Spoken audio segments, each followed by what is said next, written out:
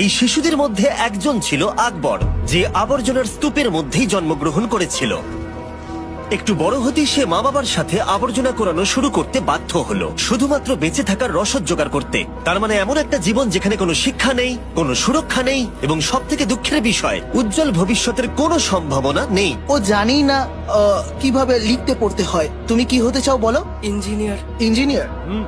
ও বলে আমি অনেক কিছুই দেখতে পাই যেগুলো রাস্তায় পড়ে রয়েছে। মানুষের গাড়ি ব্রেকডাউন হয়ে গেছে, কেউ কিন্তু সাহায্যের জন্য এগিয়ে আসে না। আমি এদেরকে সাহায্য করতে চাই। এই সমস্ত প্রতিকূল পরিস্থিতি সত্ত্বেও আকবর কখনোই শিক্ষিত হবার স্বপ্ন দেখা ছাড়েনি। তাই সাফকাত আকবরকে রাস্তা থেকে তুলে নিয়ে গিয়ে স্কুলে ভর্তি করালো। আর মাত্র 2 বছরের মধ্যে সে ক্লাস 8-এ পৌঁছে গেল। আর এটাই তো হবার ছিল। এটা